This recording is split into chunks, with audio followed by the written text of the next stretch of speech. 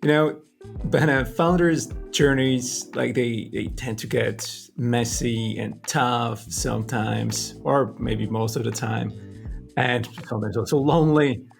Um, how do you stay supportive and like productive with entrepreneurs when things get really tough? I think it starts at the very beginning. I mean, you need to build trust from day one on, and it probably starts even before you invest. That you've showed that you did the proper due diligence, that you're not just showing up, spending some money and leave again, but that you really believe in their journey, in their ideas, in their capabilities. So building trust from day one is key.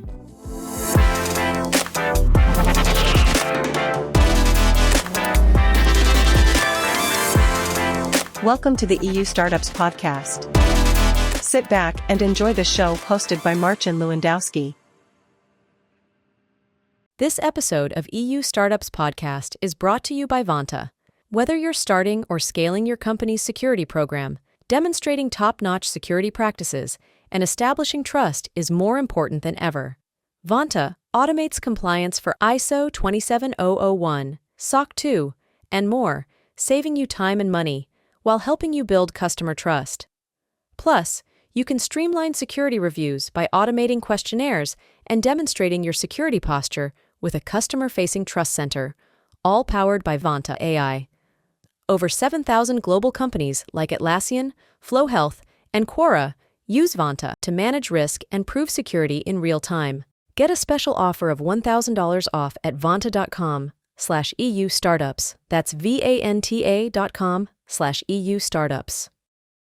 Hey everyone, this is Marcin Lewandowski and you're listening to the EU Startups Podcast. My guest today is Benedikt von Schoeler. Benedikt is one of the founding partners of VSquared Ventures. VSquared just closed a second fund of 214 million euros to cash in on Europe's deep tech boom. Bene, welcome on the show. Thank you very much. Great to be here. Awesome. So Benedikt, with over 240 million euros raised for VSquared 2, deep tech is a tough gig. How do you decide which moonshot ideas bet on? First of all, I think that recent raise is a great message to Europe and Europe's founders. Congrats, by the way, on the raise. Thank you. Yeah, no, we're excited because we've been promoting or doubling down on this segment for years now, and have always been very strong believers. And I think this is testimony to that. And the entire ecosystem is growing. So that's phenomenal news. I think to Europe and the deep tech ecosystem. With regards to your question, how do you decide which moonshots to back on? I think there's a little bit of a misconception in the sense that we say deep tech has always to be something absolutely crazy and unbelievable, and then 20 years down the road we can see whether this is actually materializing. I think fundamentally we're doing the same as many other VCs.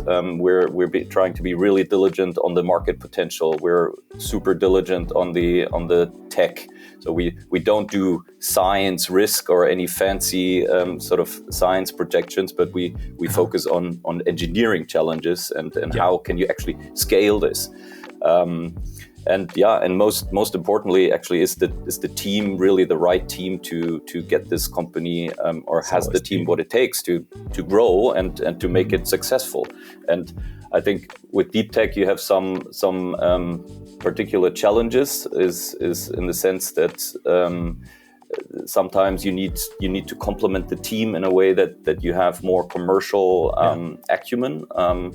And sometimes, or in many cases, we actually don't yet have revenues, and it's not your traditional, step by step and your SaaS metrics that you normally see, but you work towards inflection points, and when you hit those inflection points and everything is in place, then this can get really big, and that's what excites us. Amazing, Benedikt. So let's dig a bit deeper into this. I know that VSquared Ventures is all about, as you already mentioned, engineering the impossible. What's the craziest kind of mad scientist project you've funded, and what made you say yes to it? Well, first of all, we don't try to invest in mad scientist stuff, but in mad scientists turning into reality and becoming hyper successful. So I guess many of our deals initially sound a little bit crazy, and you need to be a strong believer. But it's always a fine balance, about you staying on the forefront and then at the same time, being close to commercialization and turning all these crazy things into reality. So back then, when we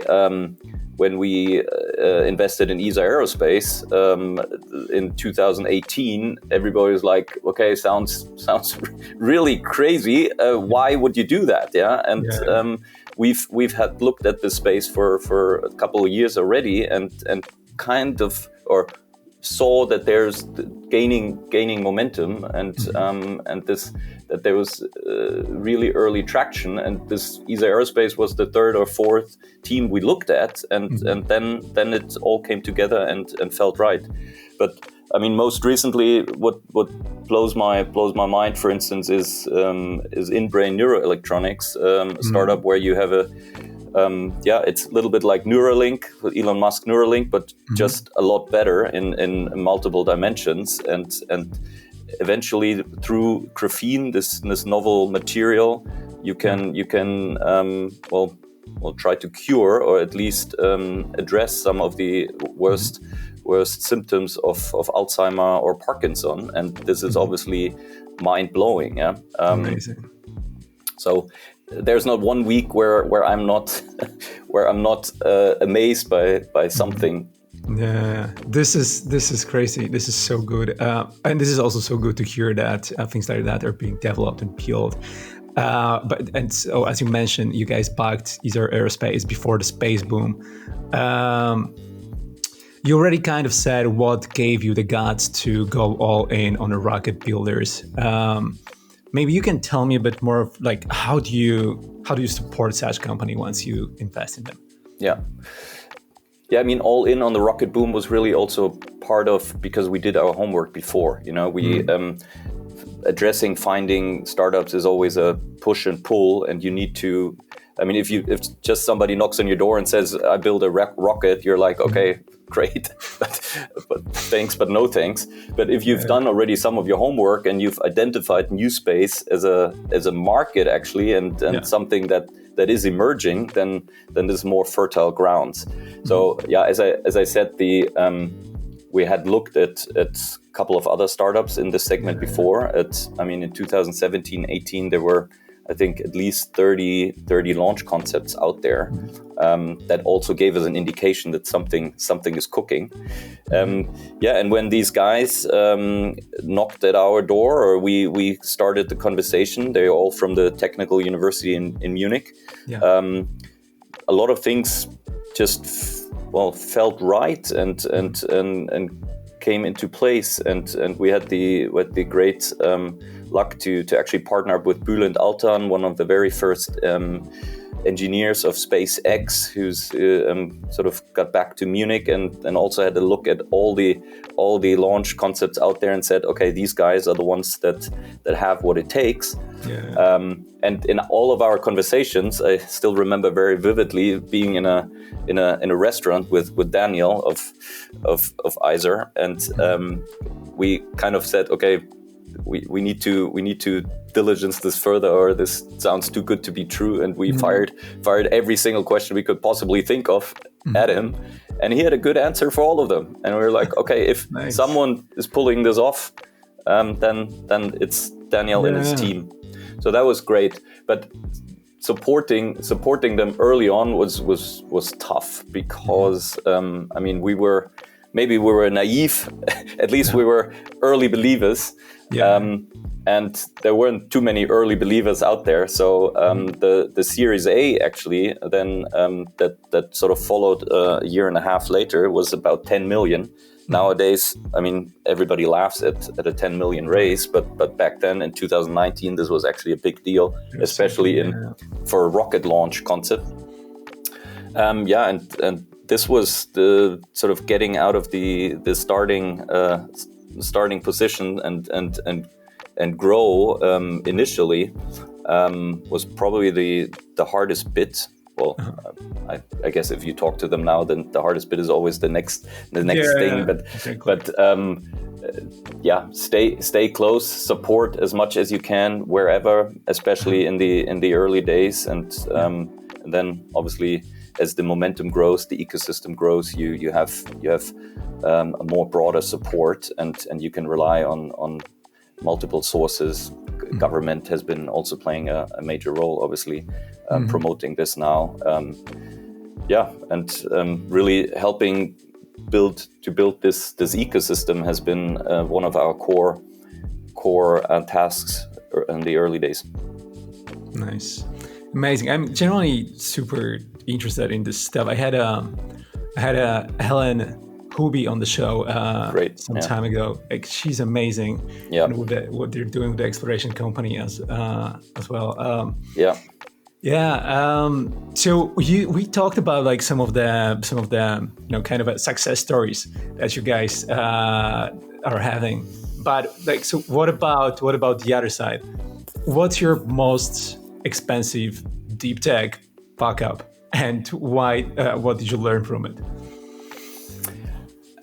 Here's the thing: why we also believe that actually deep tech is such a great asset class or pocket within venture capital. You always have an intrinsic value. You have IP. You have unique knowledge within the teams.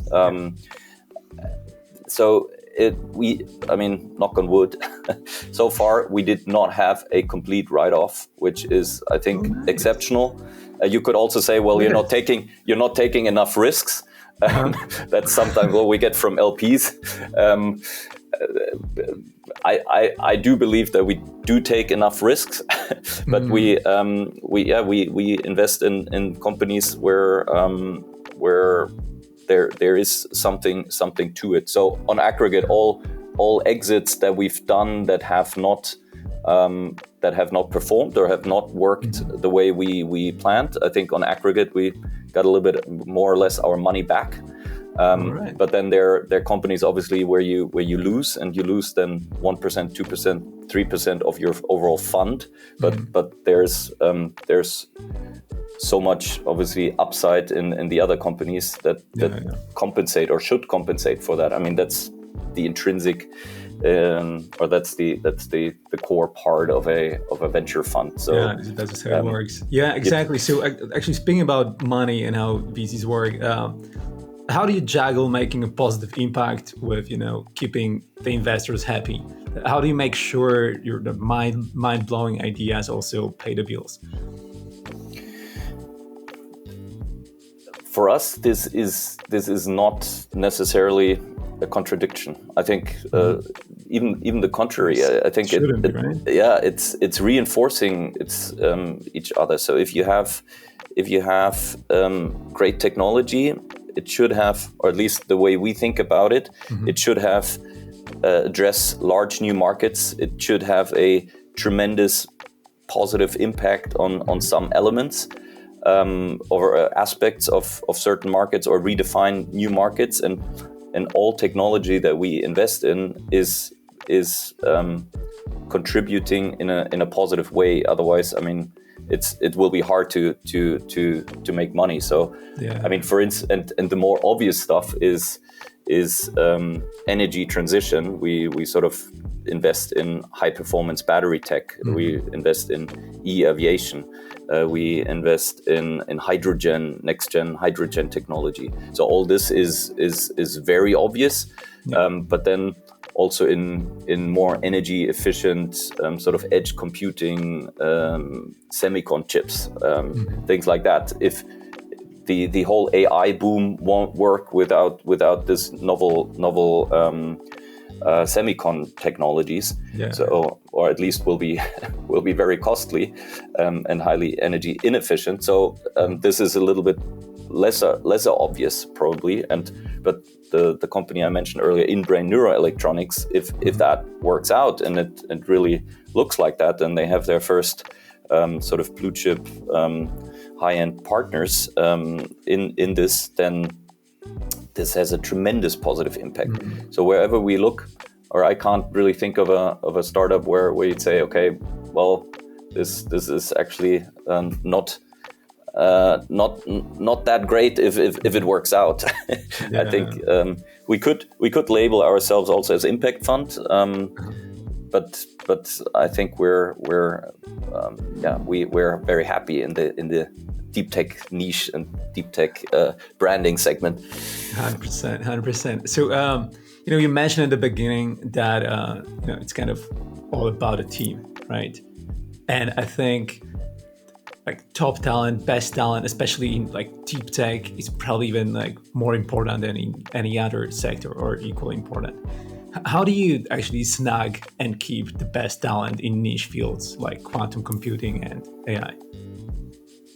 Yeah, I think we can support as a fund, and obviously as we grow and our network grows, and the more investments we have, the more relationships to important ecosystems we have towards technical universities across Europe, the better our network becomes. And we've hired a dedicated head of platform. I mean, we might also look into hiring a dedicated HR persons, et cetera, to really do this in a systematic way. But it all starts with the initial team that you invest on.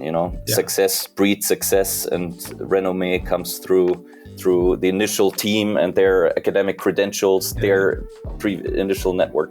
So you have A players attract A players. Yes, and for instance, IQM Quantum Computing, when we invested there in 2019, one of our core let's say beliefs or reasons why we did it was, okay, this is the most complete, best quantum team. It was out of Aalto University in close to Helsinki. One of the most complete teams that are actually available in Europe, and that you can invest in. And if you don't invest in them, then it will get quite tough because it's a scarce resource. And I think we're this was one of our better calls. and so far, I think if you're a cutting-edge, top-notch quantum physicist or scientist, you definitely know IQM, and chances are that you want to work there are pretty high. 100%.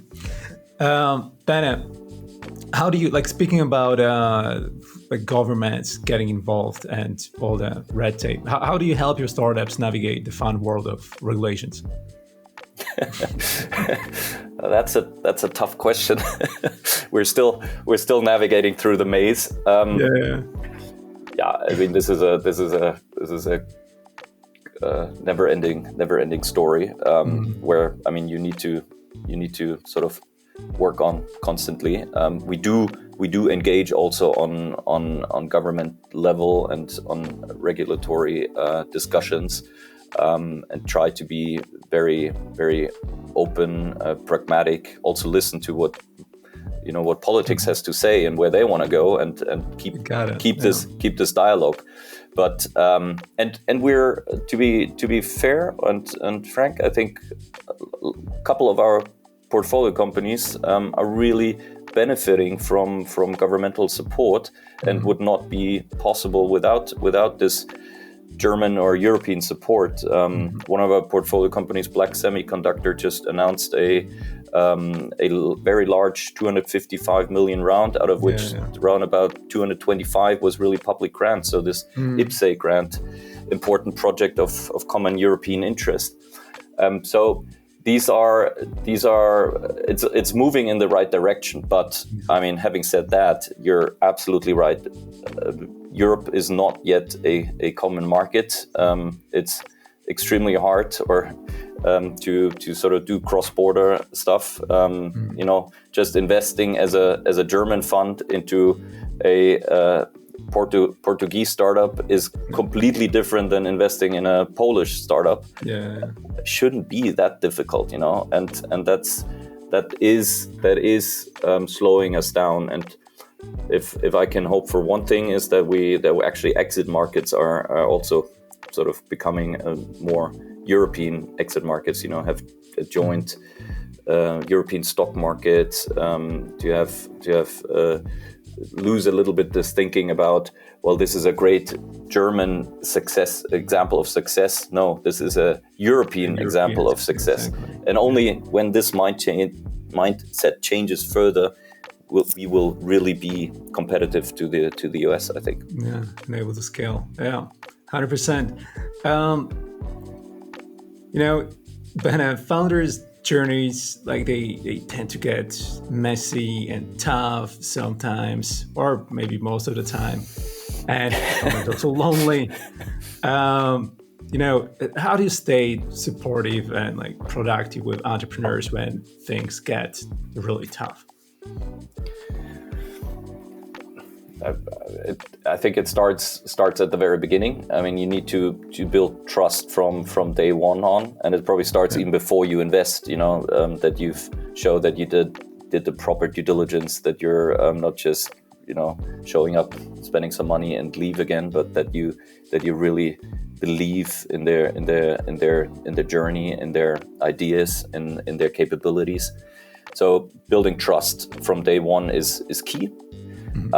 But yeah, when the going gets really tough, then I think it's a lot about explaining also the investor perspective, and to also not get offended, either side, but to show them that you're essentially on the same side of the table. Sometimes you then get this notion that they think, okay, you want to just, you know, rip them off and leave, but I think the essence of it all is that we can only be successful together. There's no shortcut in being successful in ripping off founders or companies. But I mean, truth be told, sometimes it works better, sometimes it works less well, and but yeah, knock on wood. I mean, you always need to keep the conversation open, and I think luckily so far we did not have an incident where we sort of parted in a massive fight, but we ultimately pulled the same strings. You guys seem like you got all figured out. Like, you're like very happy, lucky, managing there. Like no major fuck ups yet, no major incidents. Like, that's awesome. Let's keep it this way. Yeah, I mean, don't get me wrong. I mean, the true privilege of this all is that you work with optimists. 100% of the time. But I do have sleepless nights. I mean, this is, and you are worried about things. But I mean, witnessing this great potential of Europe is a phenomenal thing and privilege to have. Yeah, amazing. And optimists live longer, I've heard. I hope so. That's great to hear. Yeah. And speaking of things that keep you up at night, but in a good way this time. I know you already mentioned the startup that you recently invested in, the Inbrain Electronics, right? Neuroelectronics, yeah. Neuroelectronics, yeah. So what's the next big thing in tech that'll blow our minds? Any wild predictions for the future that actually keep you up at night in a good way?